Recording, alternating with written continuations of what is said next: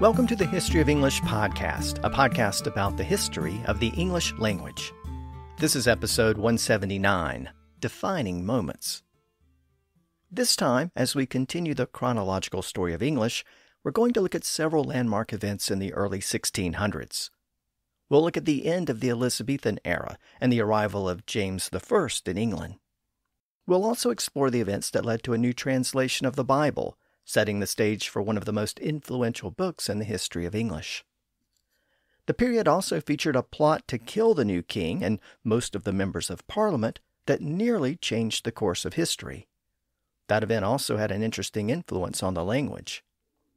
These are all defining moments in history, but one of the most important defining moments from this period was literally a defining moment. It was the publication of the first dictionary of the English language. So we have a lot to cover in this episode. But before we begin, let me remind you that the website for the podcast is historyofenglishpodcast.com, and you can sign up to support the podcast and get bonus episodes at patreon.com/historyofenglish. Now, as the title of this episode indicates, we're going to explore several landmark events from the early 1600s, specifically the period from 1602 to 1605. Whenever an event determines the course of events that occur afterwards, we sometimes call it a defining moment or a defining event. And in the early 1600s, the word define was starting to acquire its modern linguistic sense as the process of explaining what a word means. But prior to that, the word define had a slightly different sense, which can still be found in some situations in modern English. The fine part of define is actually the same root that we find in words like final and finite and finish. And that points to the original meaning of define. When it was borrowed from French and Latin in the 1300s, it referred to the end of something. The end of something can also be described as a boundary or border. So define could also be used to refer to the process of identifying a boundary or border. Some of that original meaning can still be found in the closely related words definite and indefinite. Something that's definite has fixed limits, whereas something that's indefinite has no limits.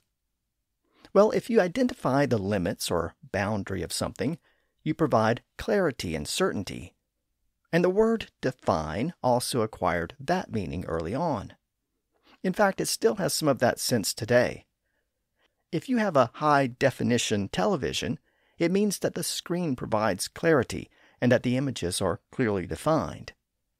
And by the late 1500s, that sense of providing clarity and identifying the limits of something was starting to be applied to words. To define what a word was to explain what the word meant and to identify the scope of its meaning and use. That sense of providing clarity and establishing a boundary also survives in that term, defining moment. A defining moment is an event that marks the beginning of a new period and determines the course of action that follows. And there were several defining moments in the first few years of the 1600s. Those events shaped the history of England and determined how and where the English language would be spoken in the centuries that followed. So let's pick up where we left off last time with the year 1602.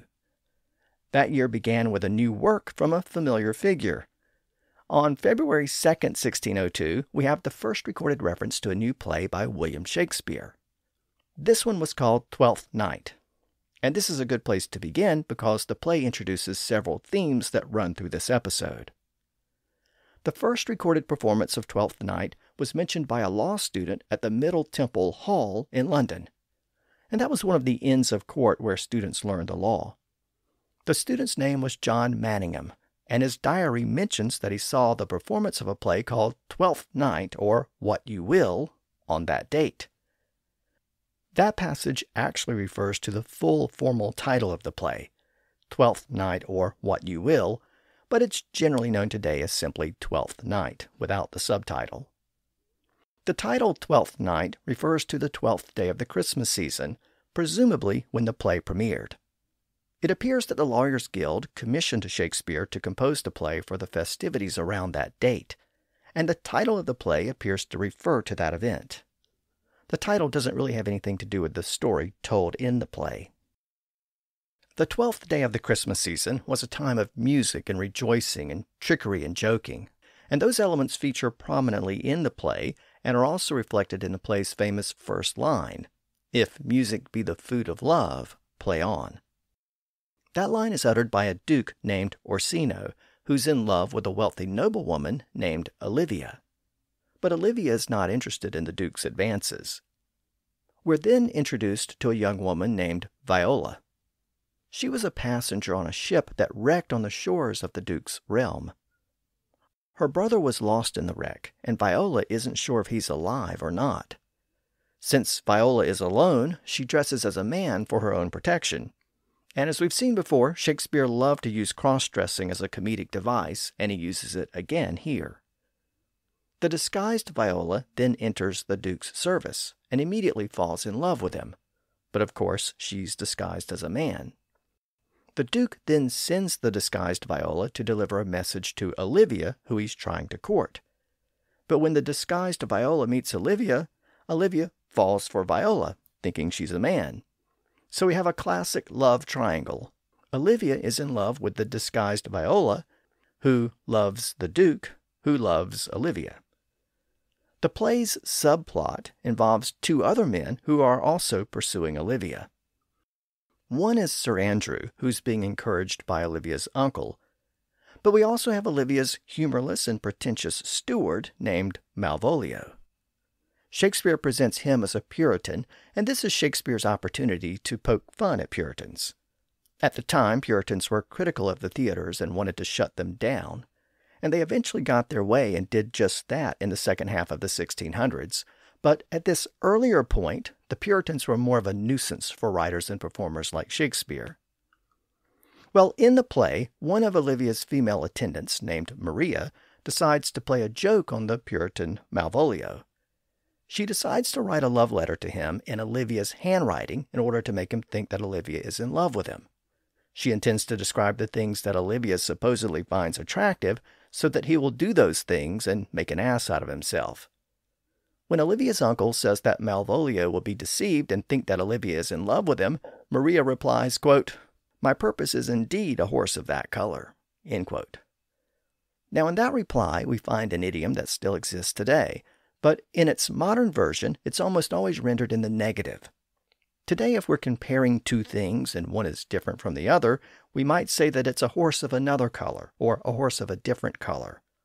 But the original version is found here in this play, and in fact, this is the earliest known use of the phrase. But as we can see here, it was originally worded in the positive to show agreement rather than contrast. So when Maria agrees with the uncle's statement and says that it is indeed a horse of that color, she's saying that he's correct. An excerpt of the letter written by Maria is read out loud in the play, and it also shows something interesting about the state of the language at the time. Specifically, it shows how people used the older pronoun forms thee, thou, and thy when speaking to someone in a lower class.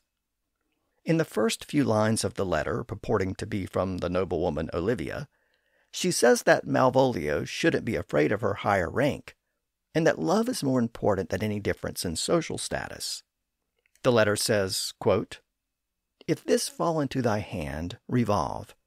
In my stars I am above thee, but be not afraid of greatness. Some men are born great, some achieve greatness, and some have greatness thrust upon them. Thy fates open their hands, let thy blood and spirit embrace them." End quote. Now within that passage, we find a line that's still recited to this day. Some are born great, some achieve greatness, and some have greatness thrust upon them. But beyond that familiar phrase, we hear Olivia, which is really Maria pretending to be Olivia, saying that her higher status should be ignored. But she specifically addresses Malvolio, who is of a lower class, with the traditional pronoun forms used in that situation. She refers to him with the pronouns thou, thee, and thy. Thou was used as the subject of a sentence, and thee was used as the object, and thy was used to show possession. So it's just like we use he, him, and his, or she, her and hers today. Thou, thee, and thy were not only used when speaking to someone of a lower class, they were also used when expressing intimacy. So if you were speaking to a close family member, or a close friend, or a loved one, you would also use thou, thee, and thy. But if you were speaking to a superior, or someone who didn't know you as well, you would have addressed them as simply you. You was the more formal pronoun form. It was similar to the way we address people by name today. If they're close to us, or they are someone perceived to be of lesser social status, like a child, we would probably address them by their first name, as Bill or Mary or Tom. But if we don't have a close relationship with that person, or if the person is of a higher social status, like an older adult or a teacher or a boss, we're more likely to refer to them by their last name or surname, so Mr. Smith or Mrs. Jones. We have to make that judgment whenever we address someone. And in the Middle Ages and the early modern period, people had to do the same thing with the second-person pronoun forms.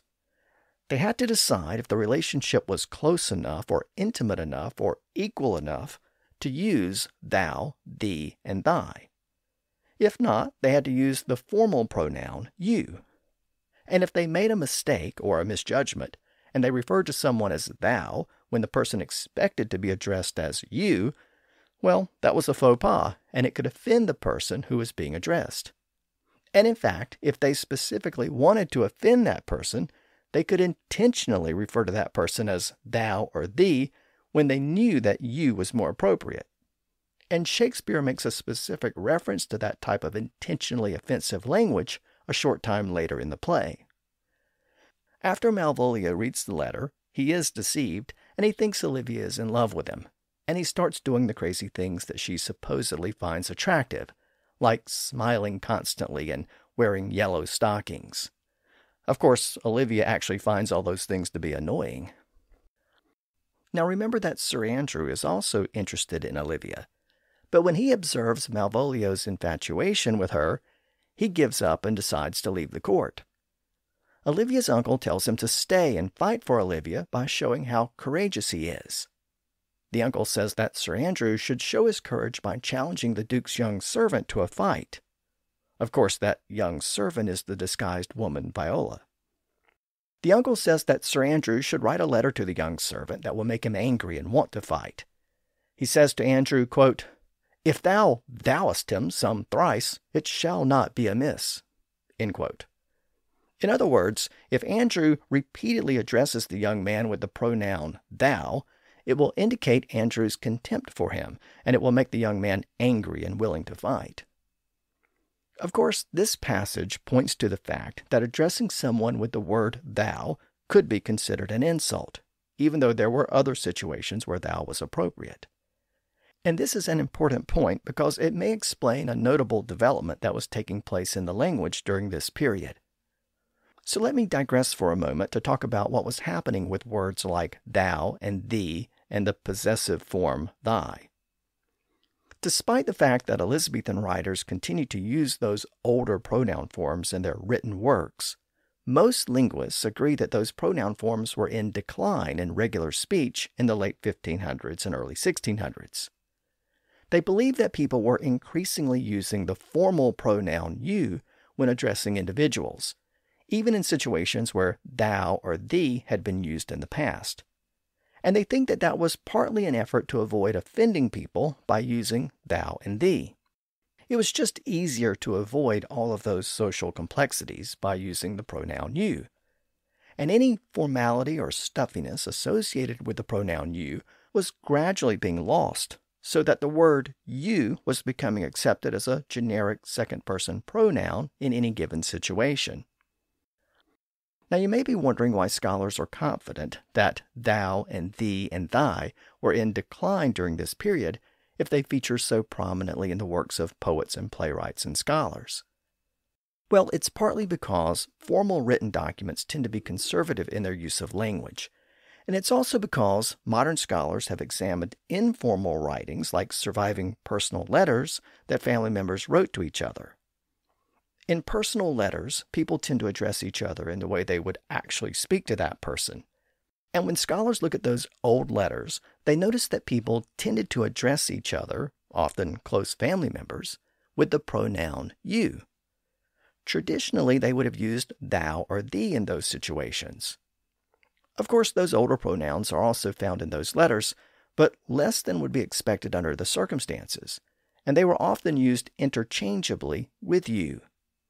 Based on that evidence, modern linguists think people were gradually evolving away from the use of those old pronoun forms. Of course, in places like London, society was changing.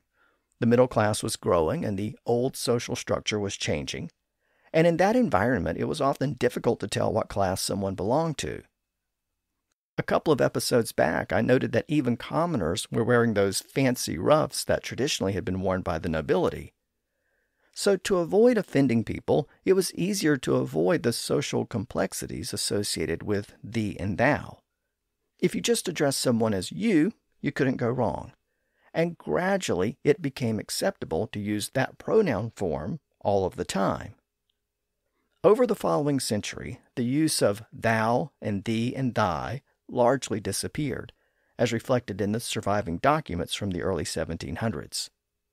Again, the most likely scenario is that those older pronouns disappeared in common speech first, and then gradually disappeared in the more formal written language. We actually have commentary to support this development in the 1600s. Near the end of the century, in 1685, an early linguist named Christopher Cooper wrote a book about the English language. It was written in Latin, which was still the scholarly language of the period. The book was called Grammatica Linguae Anglicanae, literally, Grammar of the English Language. Again, he wrote in Latin, but an English translation of one of his passages reads, quote, "In ordinary speech, we say you for thou, thee, and ye, but emphatically, contemptuously, and caressingly, we say thou." End quote. So that passage tends to confirm that people were generally saying you when referring to other persons in the late 1600s, but there were still situations where thou was used to express intimacy or derision in the manner we've seen. By the mid-1700s, thou, thee, and thy were largely gone, but not completely gone. There are parts of northern and western England where those older forms have survived and can still be heard, especially in the speech of older persons. And of course, those older pronouns have lingered in certain phrases, like fare thee well. They've also lingered in songs, like patriotic songs in the U.S. For example, the song America from the early 1800s gives us the line, "My country, 'tis of thee, sweet land of liberty, of thee I sing." And the song America the Beautiful from the late 1800s has the line, "America, America, God shed his grace on thee, and crown thy good with brotherhood from sea to shining sea." Of course, those old pronoun forms also survive in poetic works from the early modern period, like those of Shakespeare. And they also survive in another important English work, the King James Version of the Bible. A lot of phrases from that translation preserve those older forms and can still be found in the language today. And I'll have more to say about that translation later in this episode. So, as we've seen, thou, thee, and thy were in decline in the early 1600s, and they were gradually being replaced with the generic pronoun you. But that created its own problems, because remember that you was originally the plural form.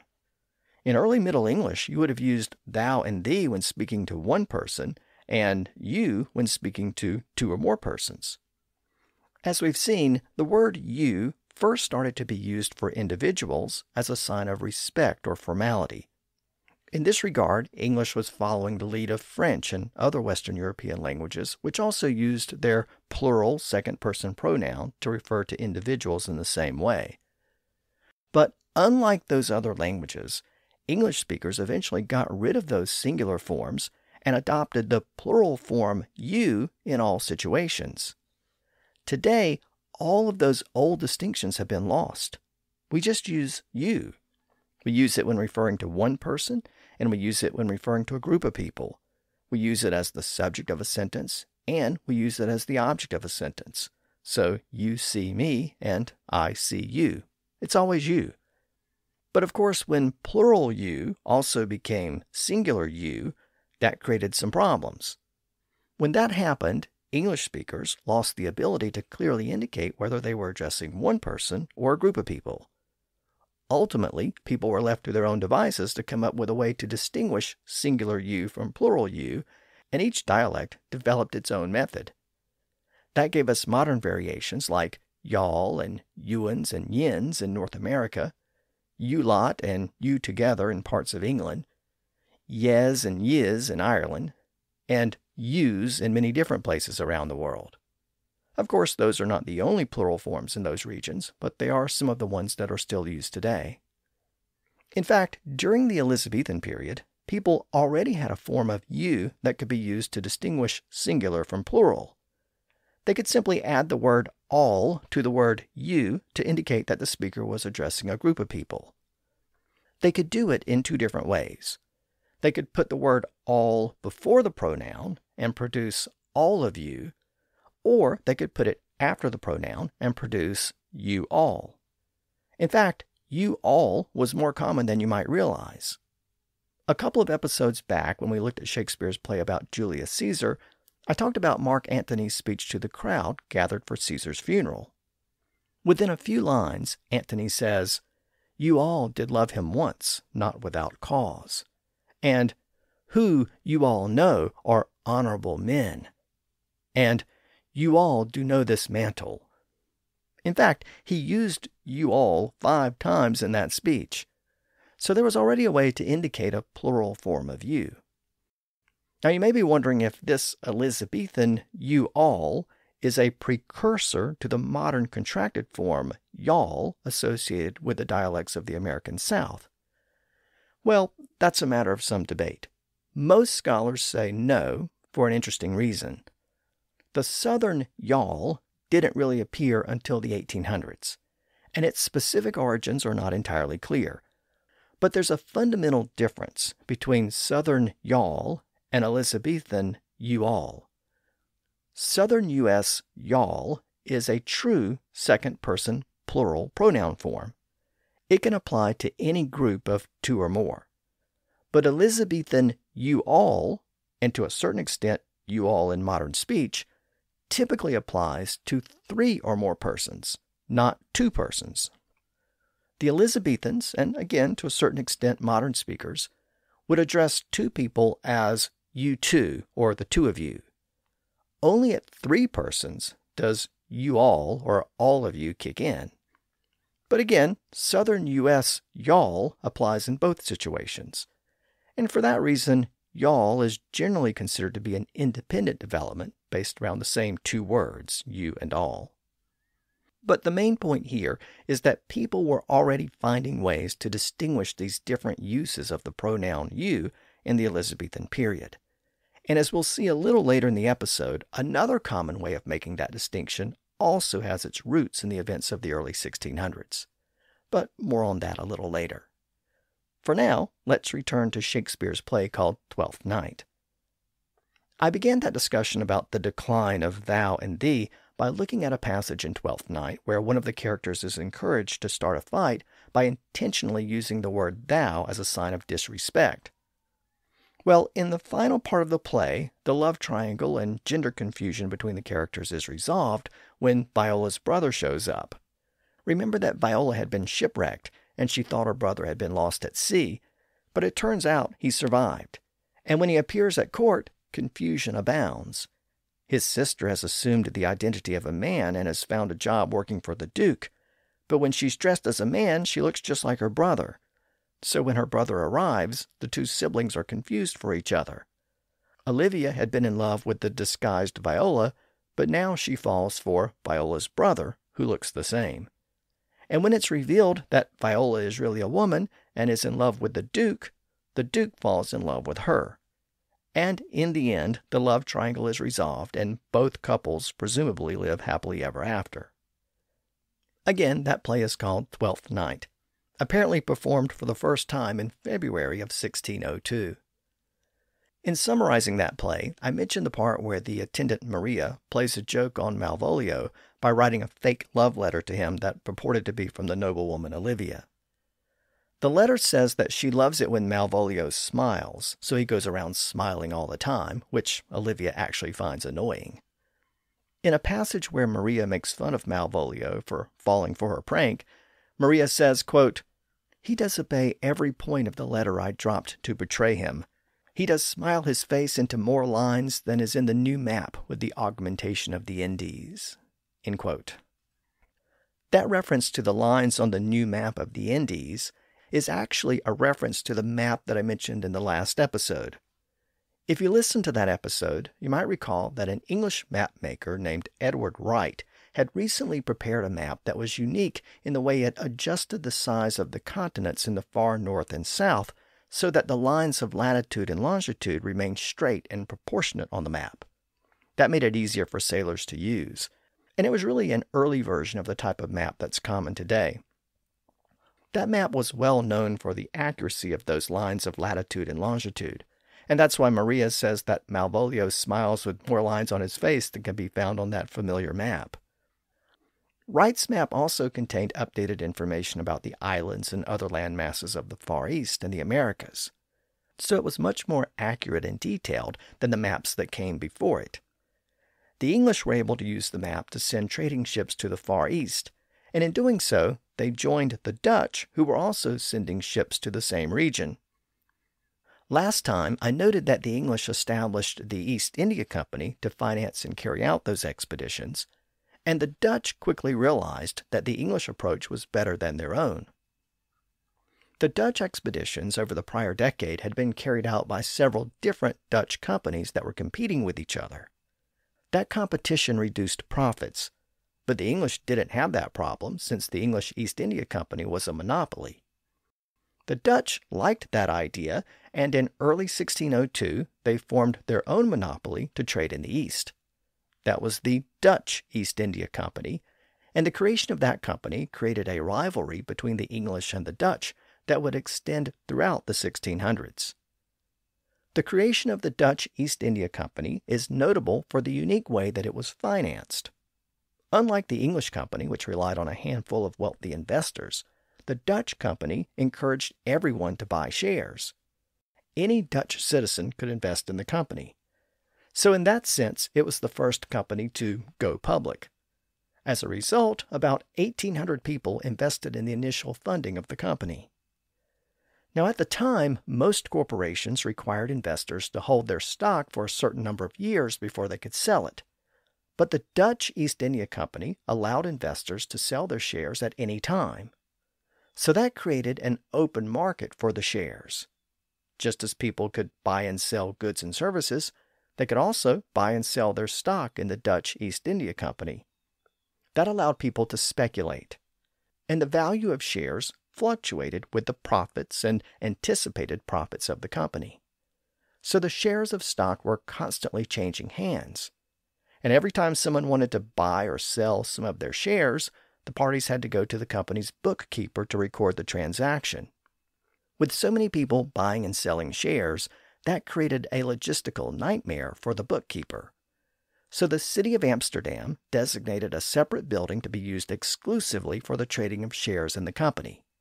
Investors could simply go there to buy some shares or sell some shares, and the transaction was recorded on the spot.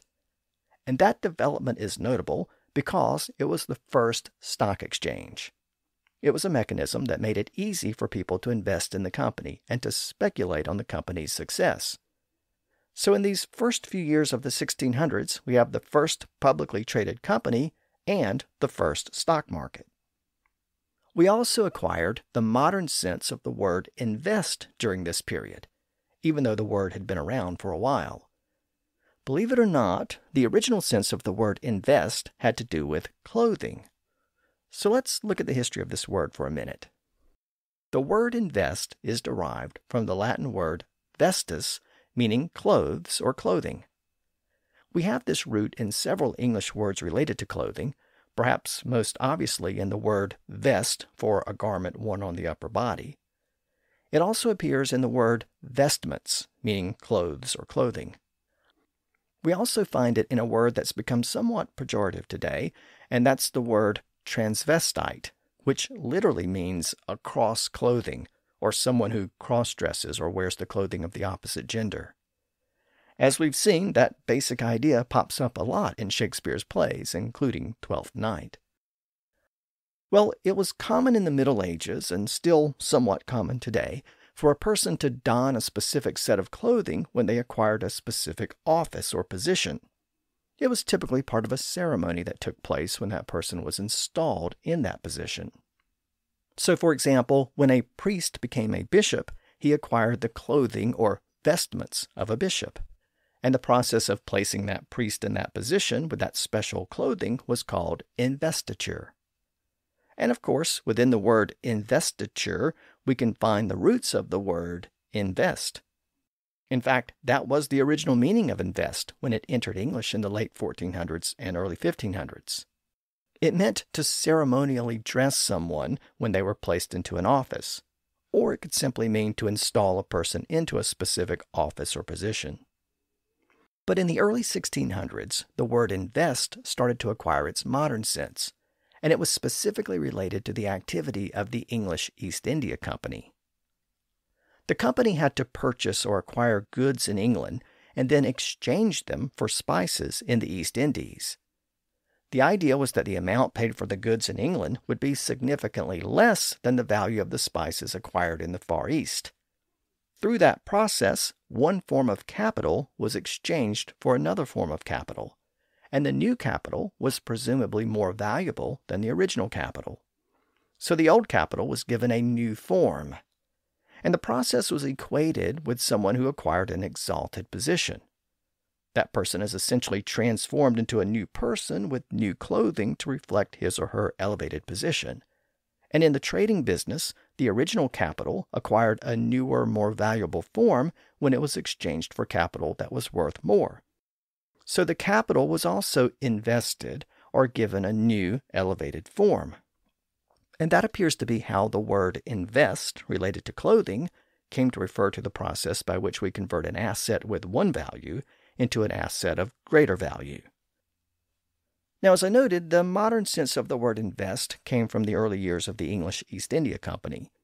But English sailors were not just looking to the East Indies. They were also looking to the West Indies. In other words, they were once again looking westward to North America. It had been over a decade since Sir Walter Raleigh's attempt to establish an English colony at Roanoke had failed, with the mysterious disappearance of the colonists who had been left there. But in the first few years of the 1600s, there was a renewed interest in the region. In fact, in these first couple of years, Raleigh sent 3 expeditions back to Roanoke to look for the missing colonists. The expeditions were hampered by bad weather and rough seas and were never able to reach the site of the original settlement. Then in March of 1602, an English lawyer and sailor named Bartholomew Gosnold decided to revisit the coastline of North America. He was able to acquire the funding for a new expedition to the region, but this time Gosnold intended to head further north, to the area we know today as New England, but it was called Norumbega at the time. Norumbega was an Algonquin word that the Italian explorer Giovanni da Verrazzano had picked up when he explored the region in the early 1500s.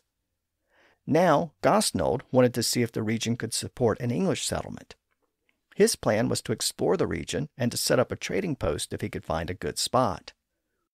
Among the passengers who took part in the voyage were 2 men who kept separate journals of their experiences.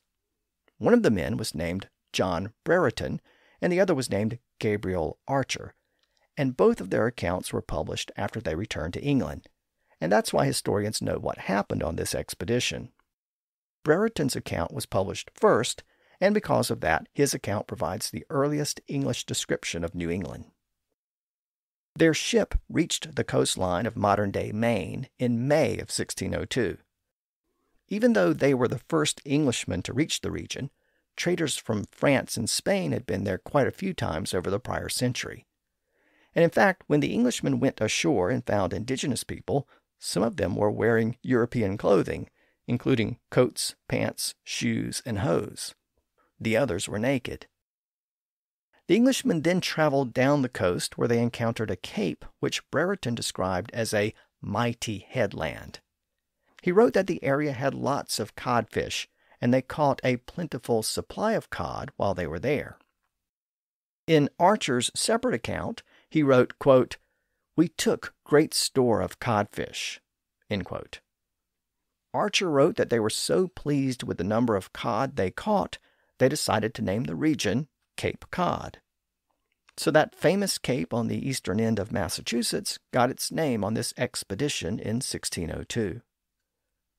The sailors then decided to continue around the cape and explore the islands to the south. On one of them, they found an abundance of native grapes. It apparently resembled a vineyard. A note in the margin of Brereton's original account says, quote, "The first island called Martha's Vineyard," end quote. So from this account, we know that Martha's Vineyard got its name on this expedition as well. But who was Martha? Well, the answer depends on who you ask. It appears that Bartholomew Gosnold, who led the expedition, had a daughter named Martha who had died as an infant several years earlier. Most sources suggest that he named the island after her. But Gosnold's mother-in-law was also named Martha, so other sources suggest that she was the source of the name. Maybe he named the island after both of them.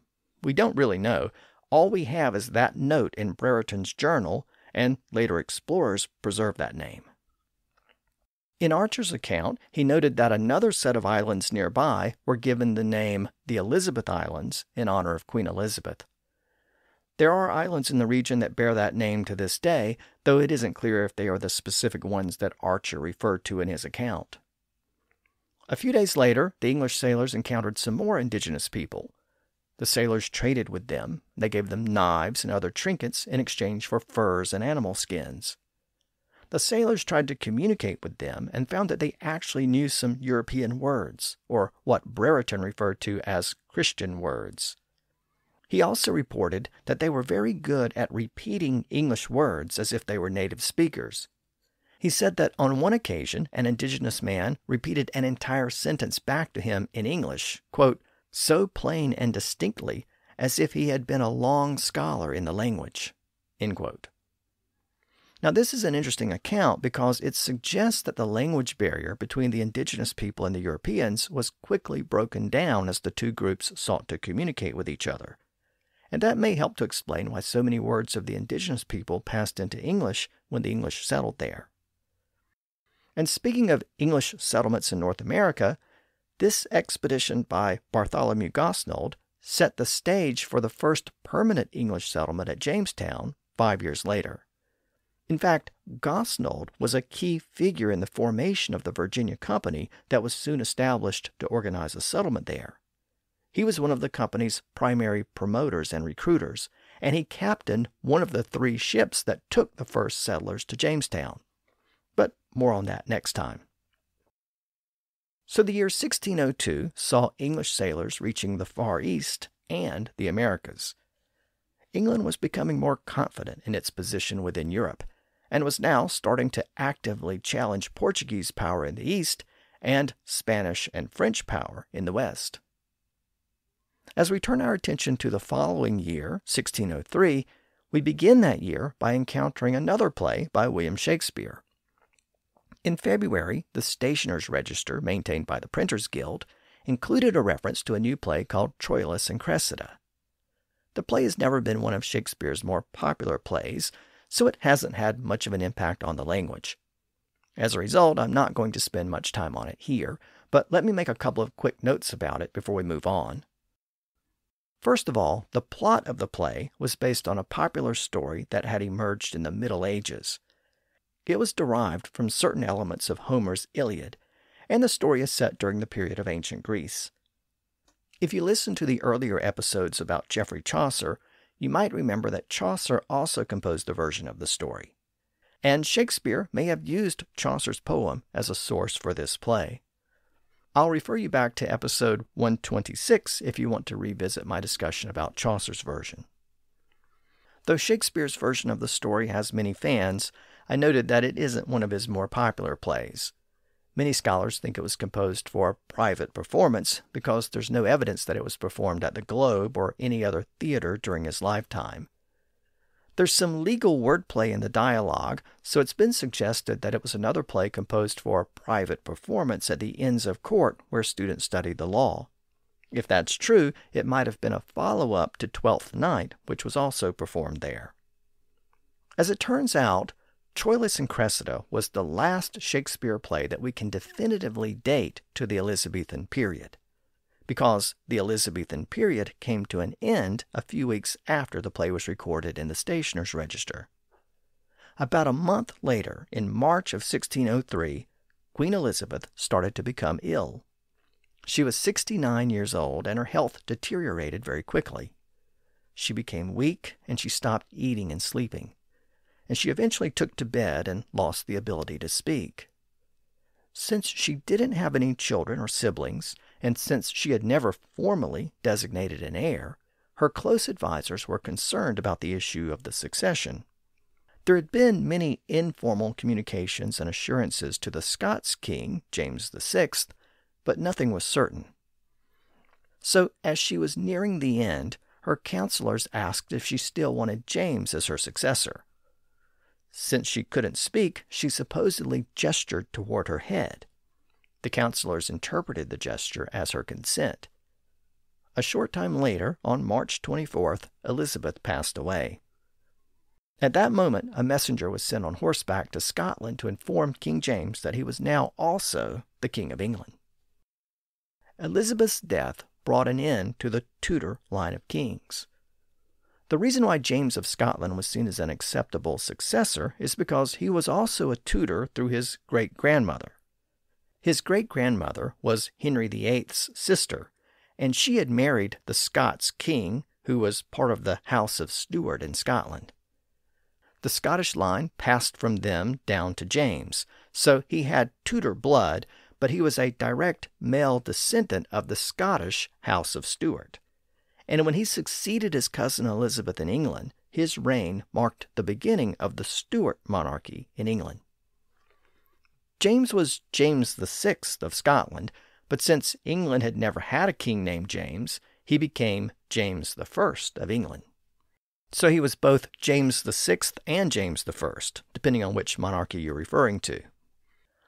The unification of the crowns of England and Scotland was one of those defining moments in the history of the British Isles. It eventually led to the formal political unification of the two countries about a century later, and it also had linguistic consequences. Despite being the new English king, James was very much a Scot, and he spoke in a broad Scots dialect. But James embraced the standard English spoken in and around London, and as the two crowns and eventually the two countries became unified, the influence of London English began to seep into Scotland. And that was an important development because it reversed a trend that had been occurring for about 6 centuries in which the English-based languages of England and Scotland had diverged from each other and had become increasingly distinct. Remember that English in England and Scots in Scotland were both derived from Old English. But English and Scots were quite different from each other in the early 1600s when James became King of England. But gradually, as James embraced the standard English spoken around London, and after the two realms were unified in the early 1700s, the standard English of the South was embraced in Scotland. Of course, most English books were printed in London in that form of London English, so readers in Scotland tended to read books printed in that form of English. And as I noted, James himself also embraced the English of the South. He had been a prolific writer to this point. After he became king, he reissued many of his works in the English of London. Over the course of the following century, many upper-class and educated speakers in Scotland began to learn and imitate the English of the South. And when the respective governments were unified as Great Britain in the early 1700s, official documents throughout Britain were printed in the English of the government centered in London. All of this led to a general erosion of Scots in favor of Standard English. Today, most people in Scotland speak a form of English rooted in England rather than Scots rooted in Scotland. Of course, they speak it with a Scottish accent, but the main point here is that James's accession to the English throne had many long-term linguistic consequences in Scotland. Had Scotland remained a completely separate and independent country, it's very likely that Scots would have continued to evolve separately from English, and that modern Scots would be far more distinct than it is today. In that regard, English in the British Isles would have probably mirrored what happened in Scandinavia when Old Norse evolved into Danish, Swedish, Norwegian, and Icelandic as those regions became distinct nations. But the political unification of England and Scotland that began at this point in 1603 reversed that type of process in Britain. I mentioned that the printed word contributed to the expansion of London English into Scotland. That was because most English books were printed in London, but there was one book in particular that contributed to the spread of that form of English, and that book was the Bible, specifically a new translation that was adopted during James's reign. We know that translation as the King James Version. After it was adopted, it was used throughout England and Scotland, and most people who could read and afford a book had a copy of it. As we'll see, it played an important role in standardizing the language throughout the British Isles and beyond. And in fact, the King James Bible actually has its origin in James's initial trip down to London to be crowned as the new King of England. And it's also connected to the Puritan movement that was growing in England. As we saw earlier in the episode, the Puritans wanted to purify the Church of England by removing all elements that they associated with Catholicism. Their demands had been ignored during Elizabeth's reign, but they thought James might be willing to consider their complaints. So a Puritan delegation met James on his journey to London. They presented him with a petition summarizing their grievances and the changes they wanted to make to the Anglican Church. James didn't give them an answer at the time, but he did agree to meet with them to consider their demands once he was in London. When James arrived in London, the city was once again experiencing an outbreak of plague. James's coronation had to be held in private because public gatherings were prohibited. The outbreak was the worst in over half a century. Some estimates suggest that about 20% of London's population died as a result, including two of the actors in Shakespeare's acting company, Will Kemp and Thomas Pope. In fact, the theaters were once again closed and remained mostly closed for the next few years until the outbreak passed. Despite the loss of a couple of key actors, the members of Shakespeare's acting company were somewhat fortunate in that the new king took them under his wing and made them members of the royal household.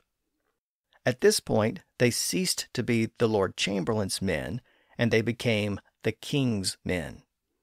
With royal sanction, they received payments from the crown and were entitled to perform at royal functions, and that helped the company survive the outbreak. I should also note that some scholars date the play called All's Well That Ends Well to this same time period. There isn't really any definitive way to date the play, so it isn't really known for certain when the play was composed. Again, it hasn't had much of an impact on the English language, so I'm not going to spend any time on it here. You might assume that the modern phrase, all's well that ends well, comes from the title of the play, but that phrase predates the play by at least a couple of centuries. Part of the challenge in dating some of these plays from this period is that the theaters were mostly closed due to the plague. Those closures extended into the following year, 1604. And in fact, James's conference with the Puritans was also delayed due to the plague.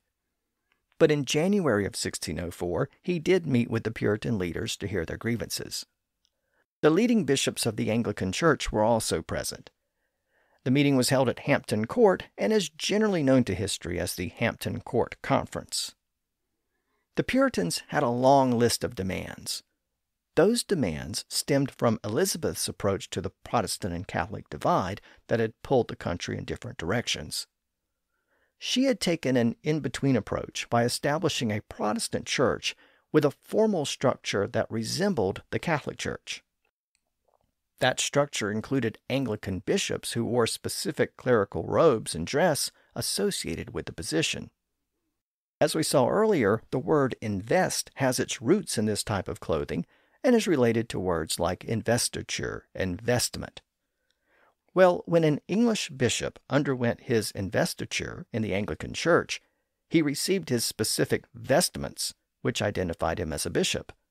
But the Puritans associated those vestments with the Catholic Church, and they wanted to do away with them. They also opposed certain rituals in the Anglican prayer book, like the making of the sign of the cross at baptisms. James heard each of the Puritan proposals. It was quite a list, and he rejected one after another. As the day wore on, James apparently felt the need to offer a concession to the Puritans, to offer them something that might placate them. And that concession came when the issue of the Bible came up. There were two primary English translations of the Bible in use at the time. The official Bible used by the Anglican Church was called the Bishop's Bible. Its language was a little stiff and formal.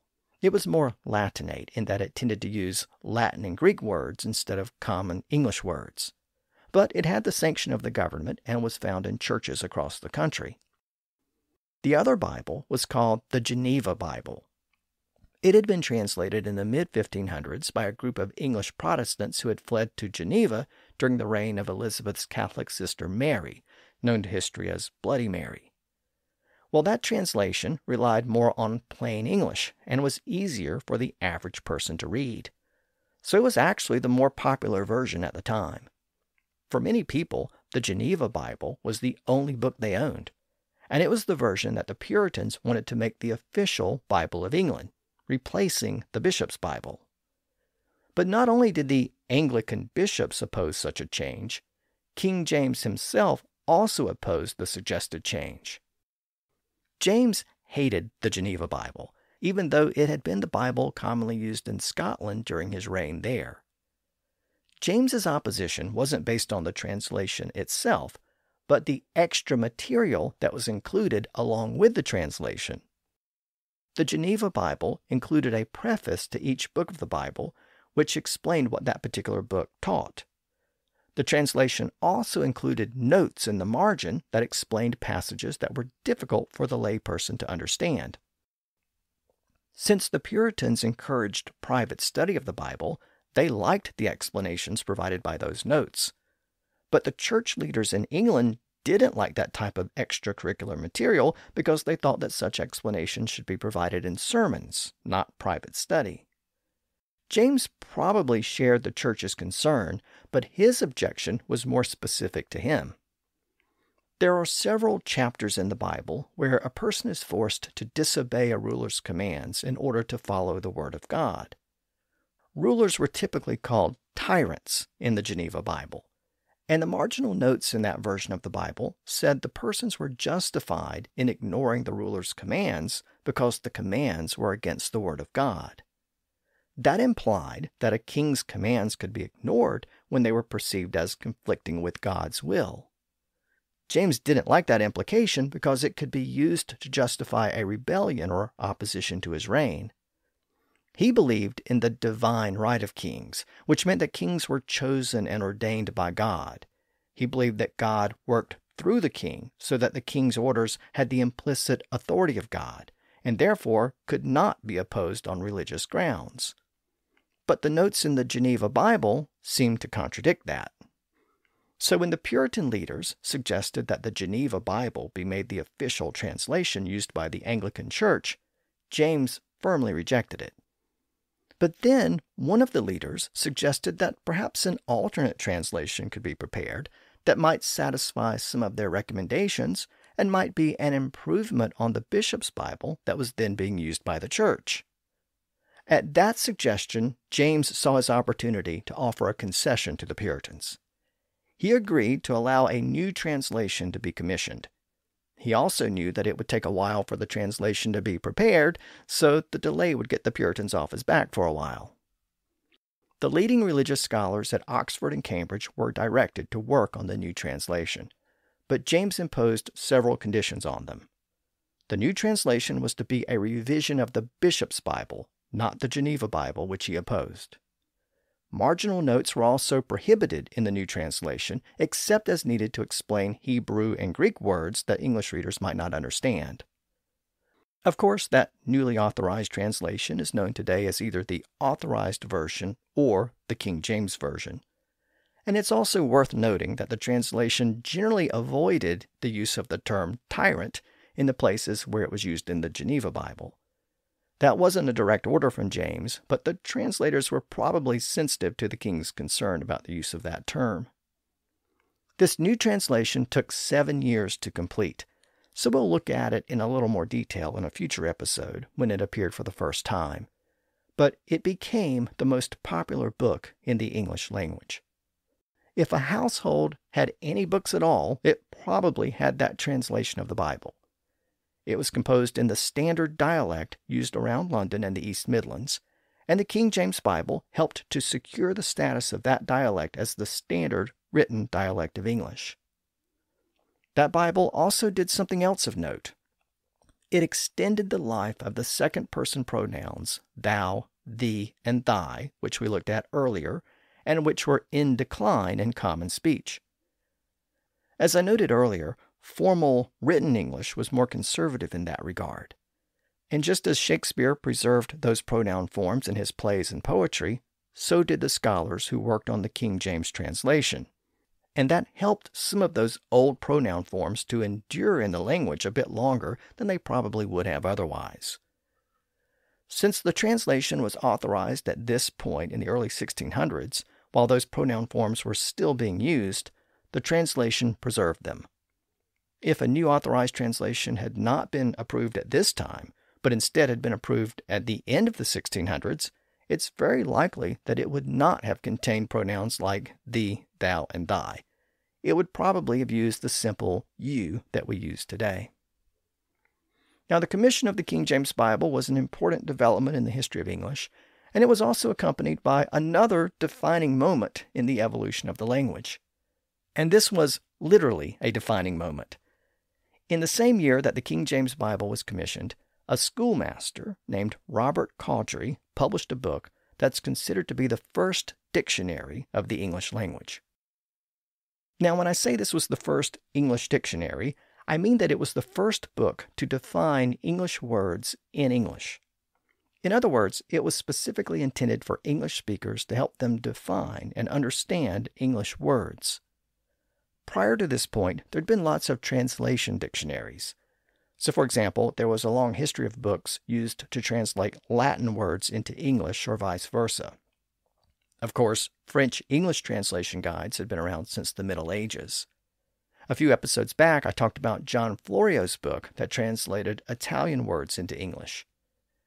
These types of translation guides or dictionaries were common at the time. But Cowdrey's book was unique in that it was the first monolingual or English-to-English dictionary. It wasn't a completely new idea, though. Back in episode 163, we looked at Richard Mulcaster's book about English called The Elementary. You might recall that Mulcaster had recommended the preparation of a monolingual dictionary. And for many centuries, English writers had included glossaries at the end of their works to define and explain difficult words used in the text, usually words from Latin and Greek. Well, Robert Cowdrey took these ideas and expanded them into a proper resource that could be used to define English words, and more specifically, to define hard words that many English speakers didn't understand. Much like those earlier glossaries, this first dictionary focused on difficult words, many of which had roots in Latin and Greek. So this first dictionary was born out of the fact that English had borrowed so many words from those languages over the prior century or so, and many common people still didn't fully understand those terms, so they needed some help. And Cowdrey's book was intended as such a resource. In fact, he made his intention clear in the title of the book. As I've noted before, many books during this period have very long titles, and Cowdrey's book is no exception. Here's the full title of the book.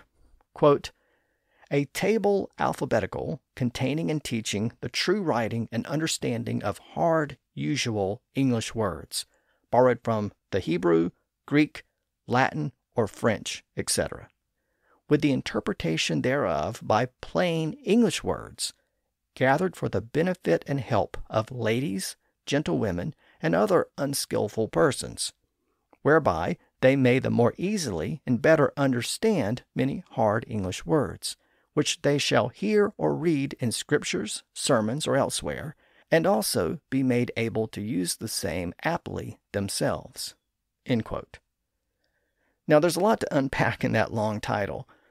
First of all, the dictionary is commonly known today by the first few words of the passage, a table alphabetical. And the title makes it clear that the work was designed to help readers understand hard words found in many books at the time, and was also intended for, quote, ladies, gentlewomen, and other unskillful persons, end quote. Now, we might cringe at that wording today because it seems sexist, but it was sexist for a reason. The book was intended for women because most female readers didn't have a formal education in Latin or Greek, and would have struggled with English loanwords derived from those languages. At the time, formal education in the grammar schools and universities was still largely restricted to males.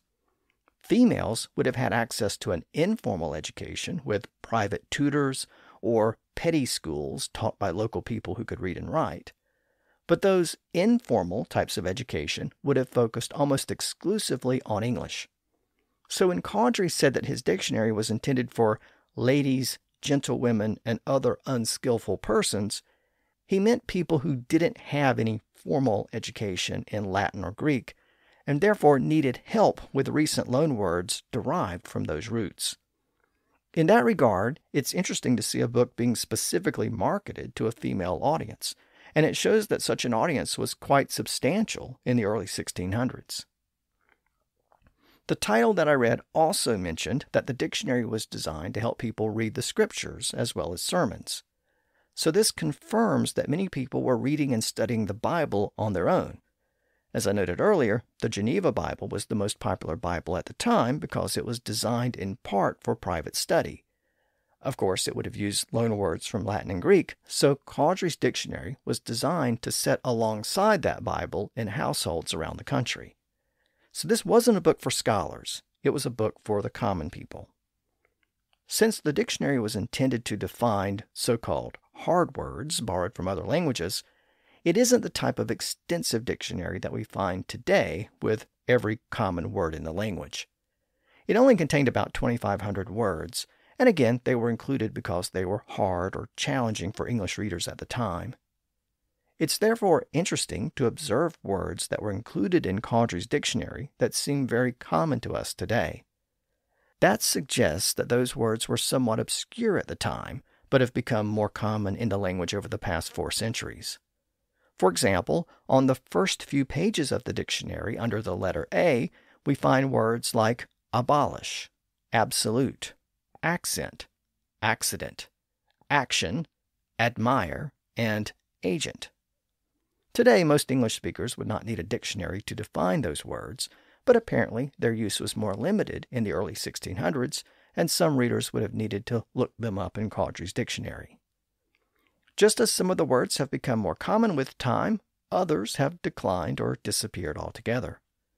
The dictionary includes words like warish, meaning to ease or deliver, weld, W-E-L-D-E, meaning to move, capuchin, meaning a hood, crassitude, meaning thickness, obtrectation, meaning slander, and malapert, meaning proud. Very often, a word was included that's familiar to us today, but the definition suggests that the word had a different meaning at the time.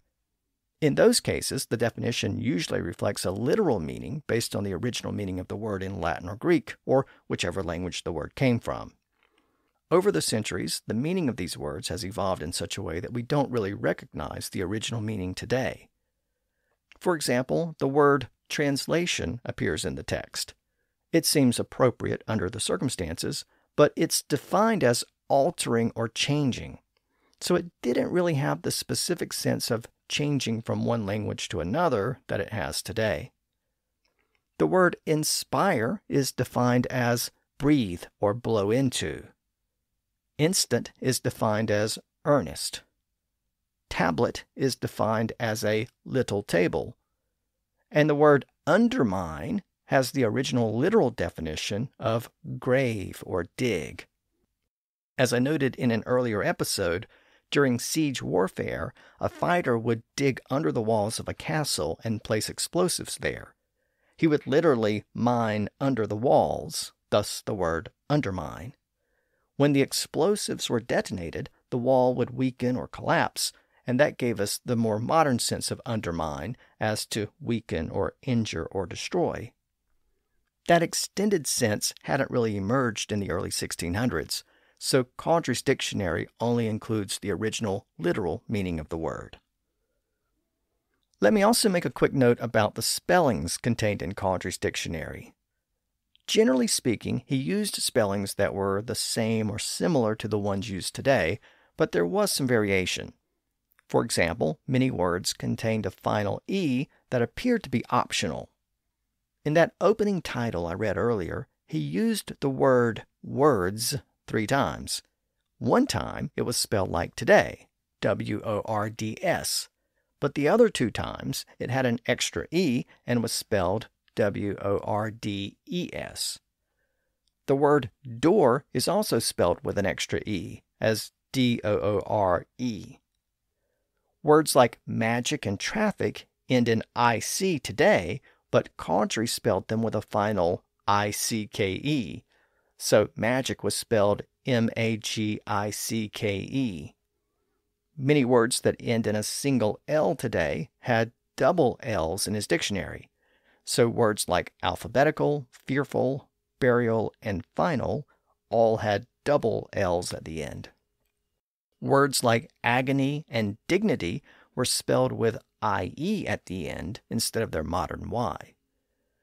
Those variations from modern spelling would be gradually resolved over the course of the 1600s, thanks in part to other dictionaries that followed this one. And speaking of those later dictionaries, I should note that each one that came after Cawdrey's dictionary tended to be larger than the one that came before it. Cawdrey's dictionary had around 2,500 words. About 12 years later, John Bullocker produced a new dictionary called An English Expositor. It had nearly 4,000 words. In the mid-1600s, Thomas Blunt published a dictionary called Glossographia. It was nearly 3 times as big, with about 11,000 entries. And in the early 1700s, a dictionary called Dictionarium Britannicum was 4 times larger, with 48,000 entries.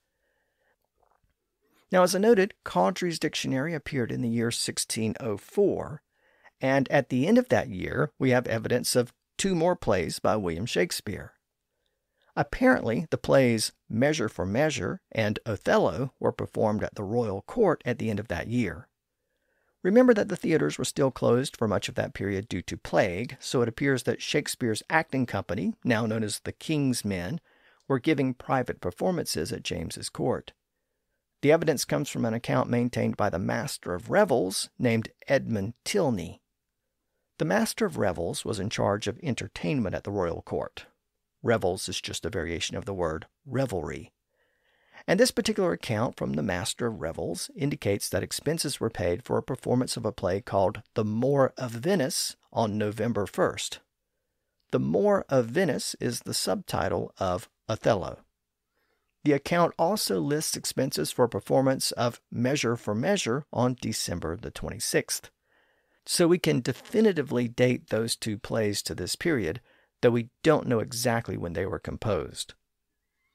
Measure for Measure is another Shakespeare play that has its fans, but it isn't one of his more popular plays. It hasn't really had much of an impact on the English language, so in the interest of time, I'm not going to spend any time on it here. But the other play mentioned in those records, Othello, is one of Shakespeare's more well-known plays. It's been popular with audiences over the centuries and is still regularly performed to this day. The full title is The Tragedy of Othello, the Moor of Venice. The story comes from an Italian writer named Giovanni Battista Giraldi, who wrote under the name Cinthio. 100 of his stories were published in Italian in the mid-1500s, and Shakespeare's play sticks pretty close to the original source material.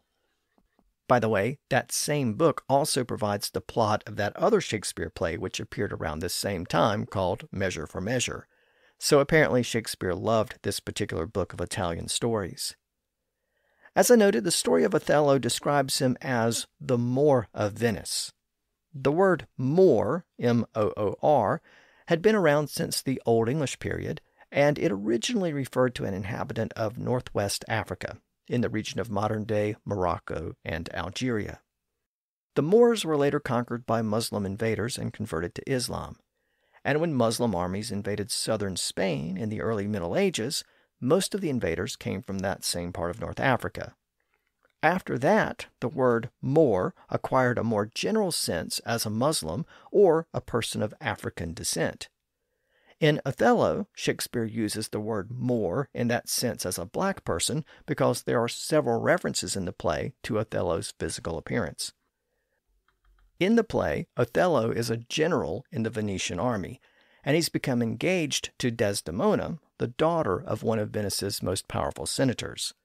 So this play centers around an interracial relationship, and the racial undertones of this relationship run through the play. The play's leading antagonist or villain is Iago, a prominent soldier serving under Othello. The play begins with Iago expressing his frustration and disappointment that Othello has overlooked him for the position of lieutenant or lieutenant under Othello's command. Instead, Iago has been relegated to a lesser position. While expressing his frustration to his friend Rodrigo, he says that he will pretend to be content with his position, adding that if he were to make his true feelings known, then, quote, "I will wear my heart upon my sleeve for dolls to peck at," end quote. In other words, if he's transparent and wears his heart on his sleeve, the birds will peck at it. So he'll have to hide his true feelings. Now, I mention that passage because it's apparently the source of the phrase, "wear your heart on your sleeve," meaning to speak your mind or let your true feelings be known. This Shakespearean phrase is actually adapted from another phrase that was common at the time. If something was open and obvious and apparent to everyone, then it was common to say that that thing was pinned on the person's sleeve. So it was in plain sight for everyone to see. Here, Shakespeare took that phrase and had Iago say that if he wore his heart on his sleeve, then everyone would know his true feelings. And of course, wearing your heart on your sleeve survives to this day. Iago's hatred of Othello is partly due to being overlooked for the position he wanted in Othello's army, but also because he's racist. He makes explicit comments about Othello's race and physical appearance. He then decides to plot against Othello. Through subtle suggestion, Iago leads Othello to believe that Desdemona is cheating on him with another man. He wants to make Othello jealous, but he does so by ironically suggesting that Othello should try not to be jealous of Desdemona's relationship with the other man. He says, quote, "Oh, beware, my lord, of jealousy. It's the green-eyed monster which doth mock the meat it feeds on," end quote. So he describes jealousy as a green-eyed monster, and that description has survived in the language. Today, jealousy is still sometimes described with that euphemism. Othello becomes obsessed with the notion that his wife may be cheating on him, and he blames Iago for planting the idea in his head.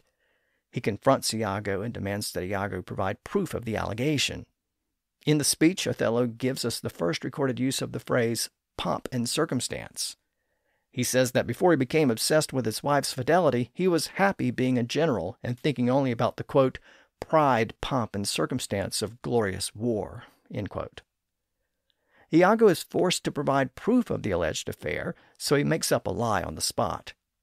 He says that he shared sleeping quarters with the other man, and the man revealed the affair while talking in his sleep. Othello believes the lie, and when Iago says that he can't say for certain that there was an affair since the man was speaking in his sleep, Othello responds, quote, "But this denoted a foregone conclusion. 'Tis a shrewd doubt, though it be but a dream," end quote. And that passage gives us the first recorded use of the phrase foregone conclusion. It appears to be a phrase that Shakespeare coined. So if you refer to something today as a foregone conclusion, you can thank Shakespeare and this line from Othello. Ultimately, Othello is driven mad with jealousy. He eventually murders Desdemona in a rage of passion, and when he later finds out that he's been deceived by Iago and that Desdemona had in fact been faithful to him all along, he regrets his actions so much that he kills himself. So the main characters experience a tragic fate in keeping with the general structure of tragedies of this period. As I noted, the earliest evidence we have for Othello and Measure for Measure is their performance as part of the royal entertainment in November and December of 1604. As it turns out, there was another activity underway at the same time which would have both political and linguistic consequences. In this episode, we've seen that the Puritans were fervent Protestants who were opposed to many aspects of the Church of England and were frustrated with the government's unwillingness to make the changes they wanted. But at the same time that King James faced complaints from the Puritans, he also faced fierce opposition from many Catholics who wanted a return to the traditional Catholic religion of England. In earlier episodes, we saw that Elizabeth faced several assassination attempts. And in December of 1604, James was about to experience his own assassination attempt from a group of radical Catholic conspirators. But this attempt not only targeted the king, it also targeted Parliament. The assumption was that Parliament would simply replace James with another Protestant monarch if James were killed. So the entire governing structure of the country had to be removed. Earlier in the year, a staunch Catholic named Robert Catesby began devising a plot to blow up the Houses of Parliament during the opening of the next session of Parliament when the king would be present. The attack was intended to kill everyone in the building at the time.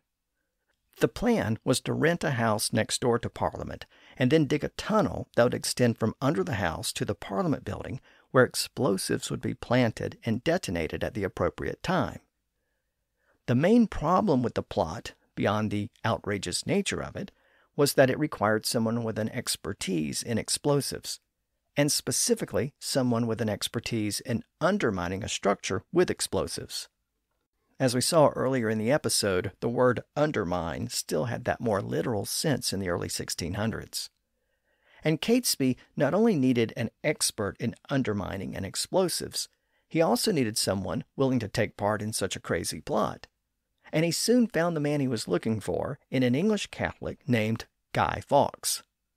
Fawkes had been involved in the war in the Netherlands as the Dutch tried to secure their independence from Spain. He had actually been fighting on the side of the Spanish, and he had been involved in blowing up Dutch fortifications with explosives.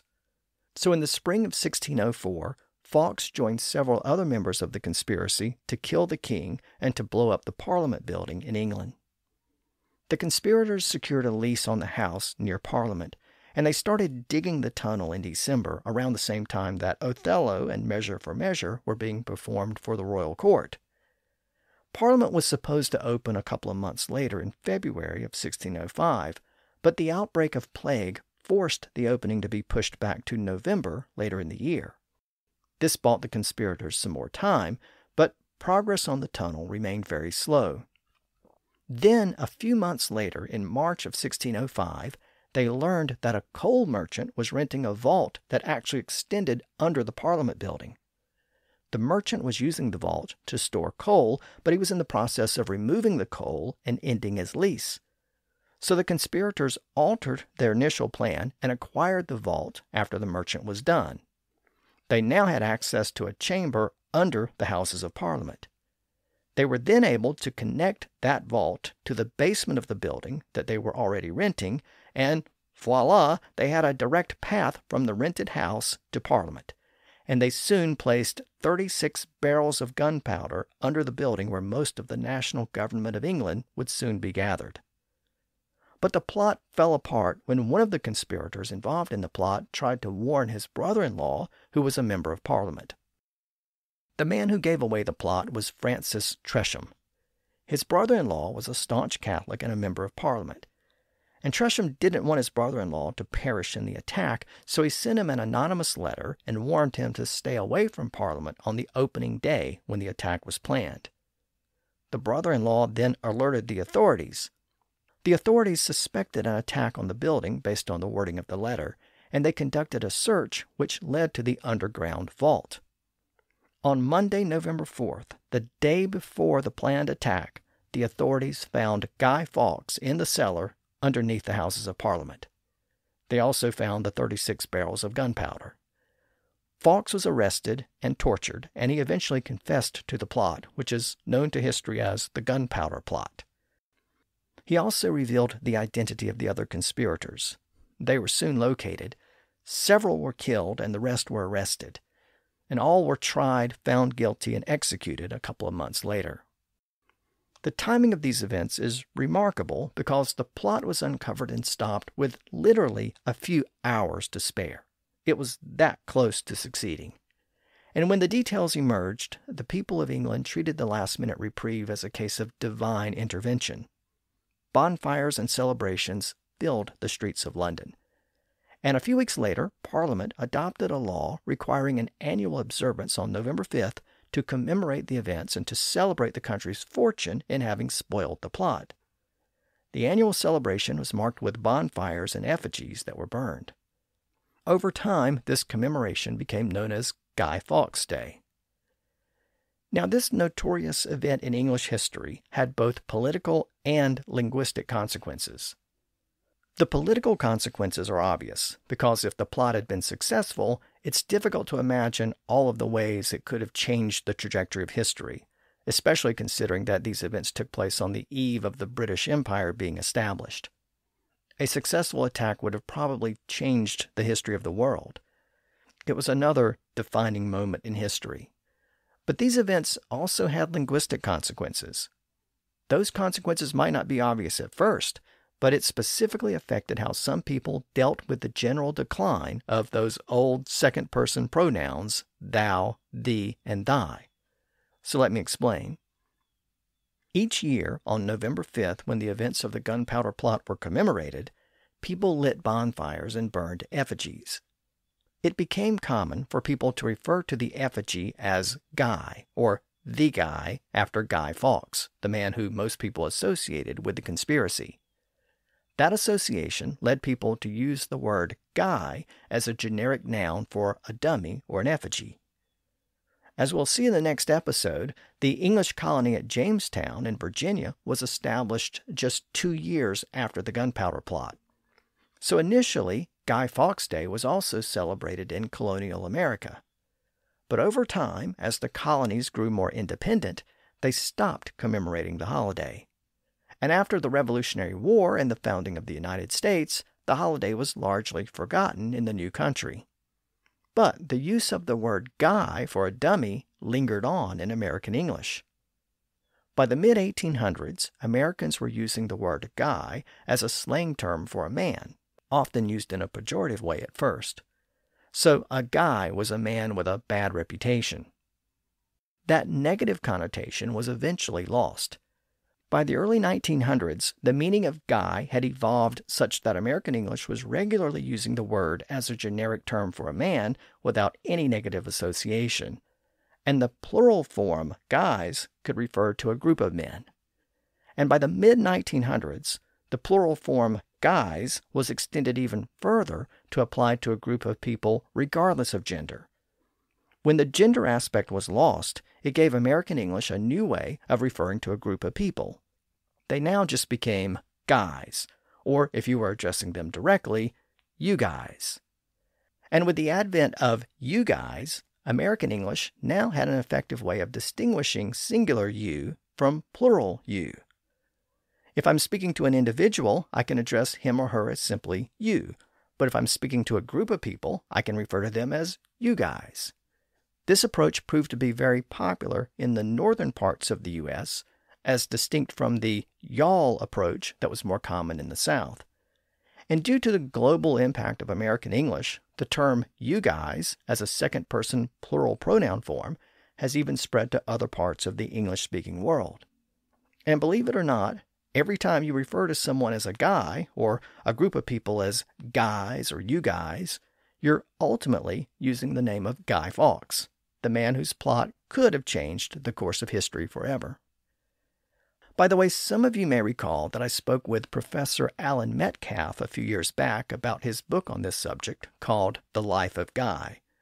Unfortunately, Professor Metcalf passed away a short time after I did that interview, but I would refer you back to that bonus episode and his book for a deeper dive on the Gunpowder Plot and the linguistic consequences that flowed from it. With that, I'm going to wrap up this episode about several defining moments in the history of England and the English language. Next time, we'll look at the establishment of the first permanent English colony at Jamestown, and that will allow us to begin our look at the history of English in America. Of course, Shakespeare was still around, and he still had a few well-known plays left in him, plays like Macbeth and King Lear, among others. So we'll continue to keep an eye on what he was up to. And of course, as always, we'll keep track of other linguistic and literary developments along the way. So until then, thanks for listening to the History of English podcast.